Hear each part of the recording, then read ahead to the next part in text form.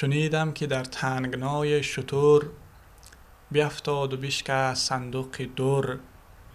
به یغما ملک آستین برفشاند و آنجا به تعجیل مرکب براند.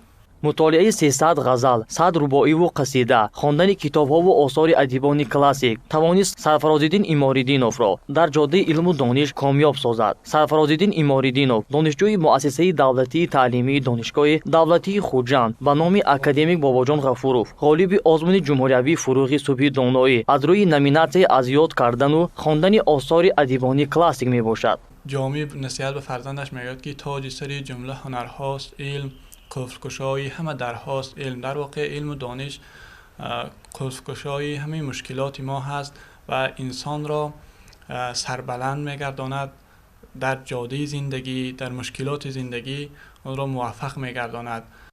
ذکر باید کرد که آزمون فروغ صبحی دانایی سال 2019 با ابتکار اساسگذار صلح و وحدت ملی پیشوای ملت محترم امام علی رحمان بین قشرهای گوناگون جامعه برگزار گردید. با ابتکار اساسگذار صلح و وحدت ملی پیشوای ملت محترم امام علی رحمان بین تمام قشرهای جامعه آزمون جمهوری فروغ صبحی دانایی اعلان گردید.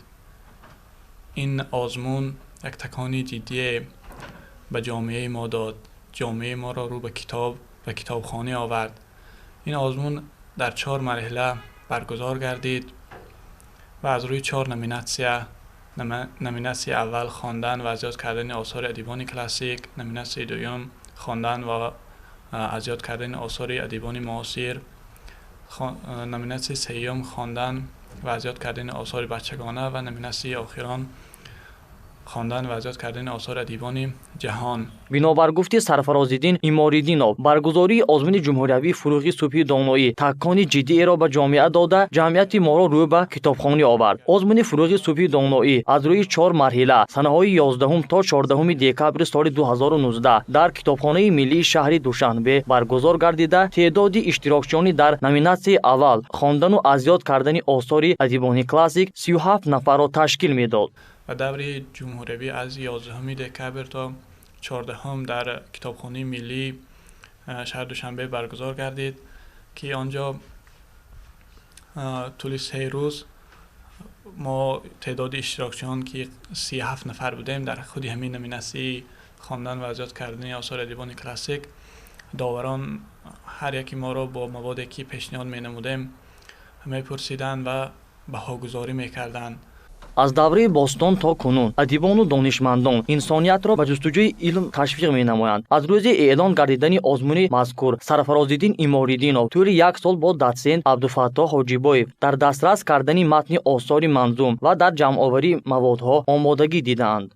استاد راهنمایم که طول این قریب نزدیک به 1 سال آمادگی دیدیم نامزد علم‌های فیلولوژی داتسین حاجی عبدالفتاح بودند.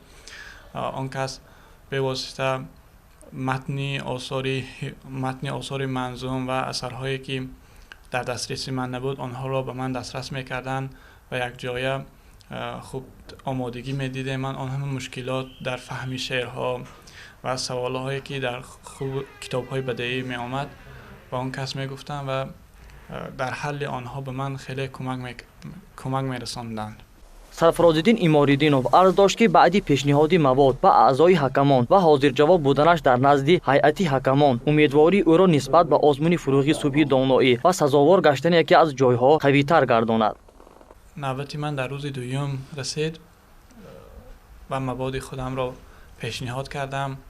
هیئت حکمان آن را گرفتند و چنانه که دیگرها را میپرسیدند من را نیز به پرسیدن شروع نمودند و خوشبختانه توانستم که به سوالهای آنها پاسخ گردانم و همه سوالهایشان را جواب گرداندم و روز اعلان اعلان گردید که سزاوار جای اول گردیدم.